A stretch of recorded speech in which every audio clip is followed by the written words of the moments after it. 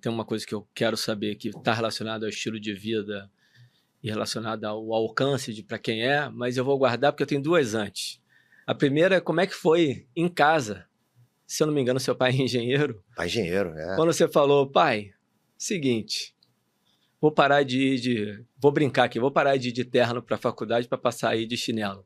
Não é isso educação física, é só uma brincadeira, somos dois professores de educação física. Como é que foi em casa isso? Cara, então, eu era... tinha uma expectativazinha, sabe, em mim, assim, eu acho, da família, em geral. Então, Mas eu te confesso que eu não demorei muito, não, tá?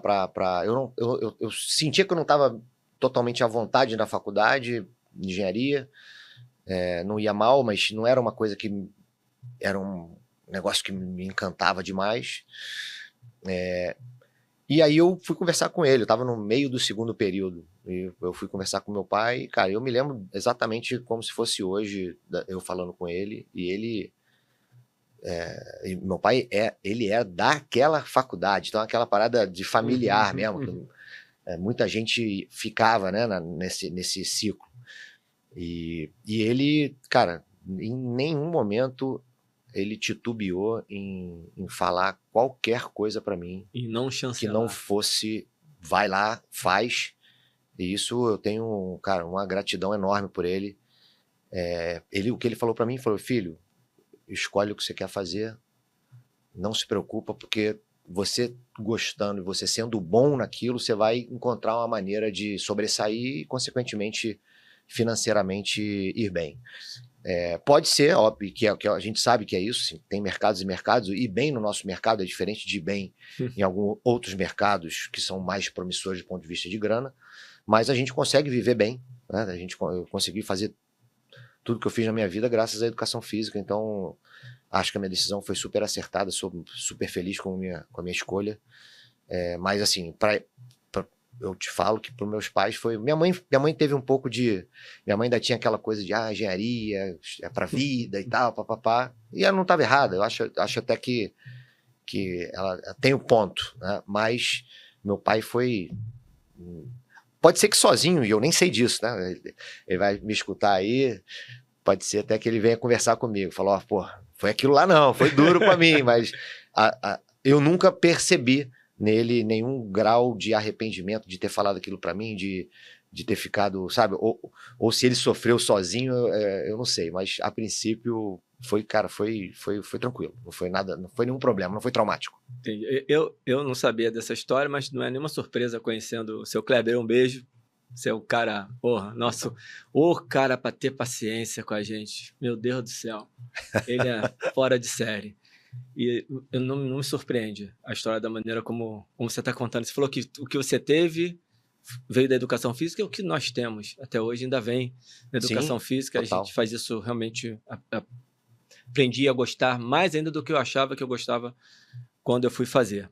E aí, Pedro, bom, dita aí, contado um pequeno pedaço da sua história. Esse período aí de 2007 a 2012 foi o período que eu mais tive contato contigo. Foi a época que eu te vi dei aula, né? Depois que você me deu aula, foi a época que eu fui para o mercado e a gente começou a Verdade, conversar e eu fui dar verdade. palestra na sua empresa, aí lá na ProHealth ainda com o Tony, depois Perfeito. com o Léo Cabral. Eu saí de aluno e virei amigo. Isso. E eu lembro dessa transição, eu lembro da sua empolgação. Você me apresentou o Mark Ripetoi, me falando dos levantamentos e tal. Eu li aquele livro e falei, caraca, cara, é isso. Porra, eu lembro bem dessa história. E aí foi cair no CrossFit. A Inox, ela é o quê? A primeira, a segunda? Não, aqui no Brasil, o primeiro foi o CrossFit Brasil, No Rio. do Joel, lá em São Paulo. Não foi no Rio, não, foi em São Não, tô te Paulo. perguntando no Então, aí Rio. no Rio foi o CrossFit Leblon, do Andrei. Hoje em dia não existe mais o CrossFit Leblon, o Andrei tá no mercado aí ainda, mas o CrossFit Leblon em si já não tem mais. E depois vieram algumas outras, teve um 2013 ali, o Joel foi 2009, se eu não estou enganado, CrossFit Brasil, depois veio muito devagarinho, aquela coisa que veio pegando muito devagar e tal, acho que as pessoas ainda com um certo receio. O Andrei, por exemplo, aqui no Rio, abriu num espaço que era muito pequeno no Leblon, ele foi muito corajoso, meteu a cara mesmo, E chegou a ter muito cliente ali, cara. O espaço dele era muito apertado. Eu fui lá com ele, eu fui lá uma vez ver com ele. E aí depois vieram. A gente teve aqui, mais ou menos junto com a Inox ali, eu não sei te precisar, mas teve um CrossFit Ilha, lá na Ilha do Governador, do João Neto e do Diogo, se eu não estou enganado. Acho que o Rodrigo também, não sei se o Rodrigo já estava, mas era uma que eu inclusive fui visitar antes de abrir a Inox para poder ver como é que eles estavam lá, como é que eles faziam e tal.